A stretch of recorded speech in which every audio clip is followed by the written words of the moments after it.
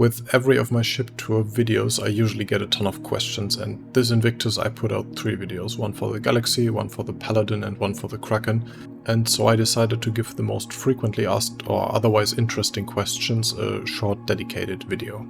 Just keep in mind that I might have spent an above average time looking at these specific ship layouts while rebuilding them, but at the end of the day I am also just speculating when answering these questions.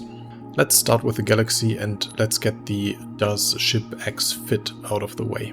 I have already answered and shown a handful of ships in the past, you can see their videos and timecodes here, but the ones I have avoided so far are mainly the fighters. They keep getting mentioned in my comments though, so here's the most frequent ones. Does the Galaxy fit a Gladius? Not really. If you try it at the right angle and wiggle a bit, you might just be able to cram it in, if the nose fits partly through the door to the modular section, but really at this point the answer should be no. It's very unlikely that the Gladius would fit. And for everything in this video, this assumption is based on the blueprint that came out with the Galaxy concept. I have heard multiple times now that the whole ship might grow a bit, but without official word, this is the best we got so far.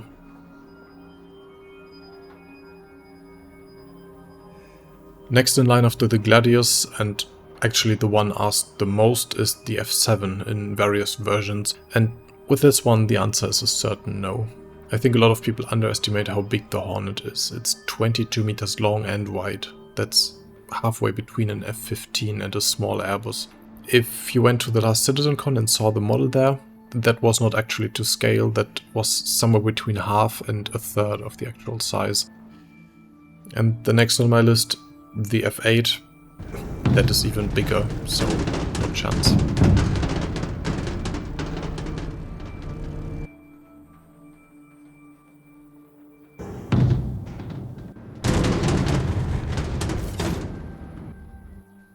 The only one where there is a bit of hope is the Arrow.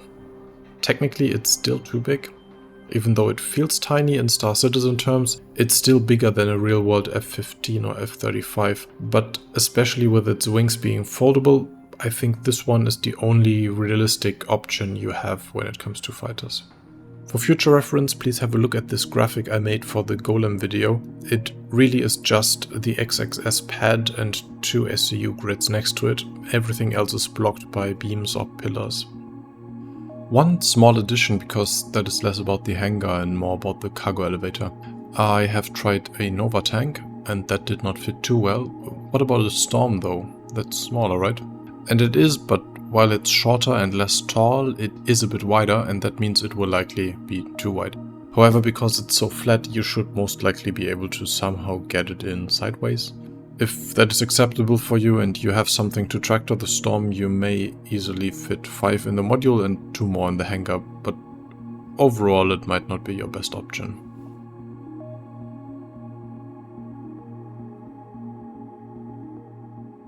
For the next question, I'll just condense all these complaints about why does the Galaxy not have a rear ramp. And there's 2 answers really. From a purely mechanical standpoint, the hangar is just too high off the ground. I don't really have an exact height of the landing gear, but I measured this to be at around 8 meters off the ground. So if we want a ramp at a reasonable angle to drive up, and I took the Polaris as a reference here, it would just have to get too long.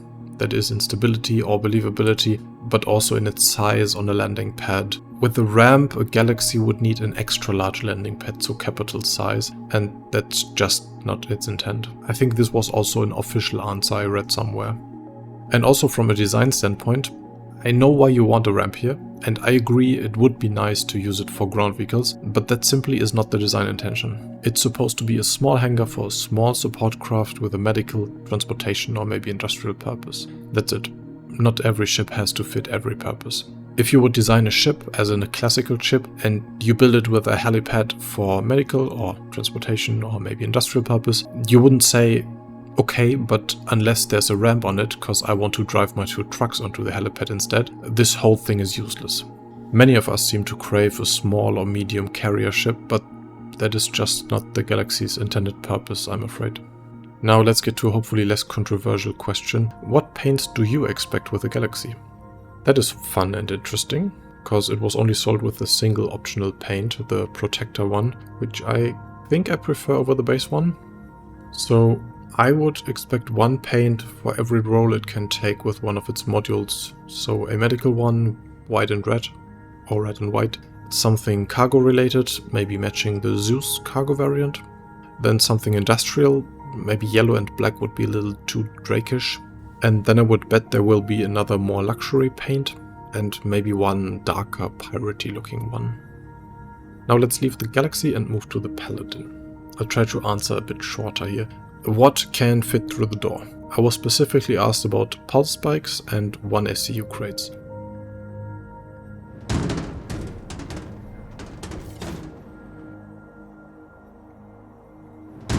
For the pulse, I'm pretty certain they will fit, and there's more than enough room to park them in the armory. Crates though, that might already be a bit tough. Seems reasonable here, but I would not count on it. Especially because if they changed the doors just a few centimeters, this would not fit anymore. So this ultimately is a balancing decision they will make once this ship will be finalized. Next one.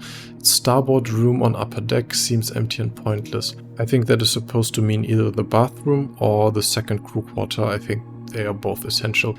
Even though the bathroom creates a lot of unused space here, and the crew quarters could easily fit all 4 beds into one of the 2 rooms if you went all in with the submarine design. Next, will it have any windows? Looks like it could fit some in the back. So far, no, there aren't any windows except in the cockpit. Also in the back there is the rail for the gun, and if you put one next to it, I don't think there's a point for it here.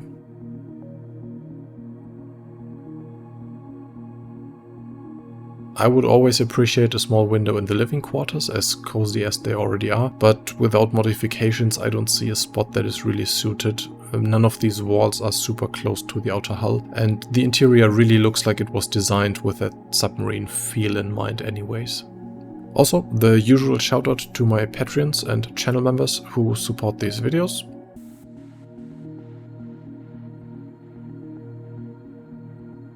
And the also usual reminder that they get the chance to walk around these reconstructions of mine in their web browser. Currently the Paladin, the Galaxy and my Arcorp hub. There's an info video in the description, but now back to the questions. When it comes to the Kraken, there was only one question I want to answer today. How many parts do Kraken and Ironclad actually share? How much will it help development? And I can't give a thorough answer yet, because I just started the Ironclad interior and only did this one corridor for the Kraken. But I think what John Crew meant with his comment of the Ironclad making the Kraken easier are primarily smaller things. Corridors, doors, floor panels, handrails, these kind of assets will be shared between the two. And also existing ships like Corsair or Caterpillar, just on a bigger scale here. So also think hangar elements or retractable roof or bottom doors. I believe the things you might think of first, like engines, are not even the biggest item here. While some might just fit like that, others might be too different scale-wise or just be too important for the specific look of one of the 2 ships. And also you will only need a few of them. I think the biggest advantage might be in smaller things. For example, I just started to build a small procedural system for the Ironclad interior to quickly build ladders or handrails of any kind and length. There are dozens of those on both ships, so it might be smaller or less flashy things that actually save the most time from one ship to the next. An exception to what I just said might be what Grim mentioned during our joint Kraken tour. The bridge section of the 2 might actually be the same, or at least very similar.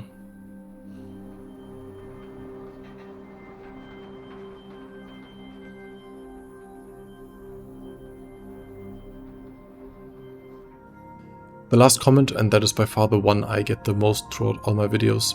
This is amazing, why does this guy not work at CIG? And I usually just take that as a compliment, but in a lot of cases it continues something like, if CIG hired this guy, this ship would have been done by now. It's incredible how one person can do the job they can't do in 5 years, and a lot of these get quite disrespectful to the artists working on Star Citizen. So I really wanted to give all of these a thorough answer, even though I'm convinced it's not the people watching this video to the end anyways. Let's quickly get the why do you not work for CIG out of the way.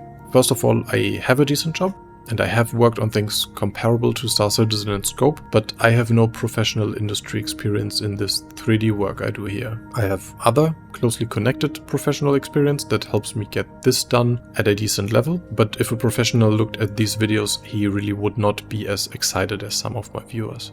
And more importantly, I enjoy doing these tours because I can work less professional than on my day job, and because I enjoy thinking and speculating about the Star Citizen universe. If I joined development, I would in both ways lose my hobby.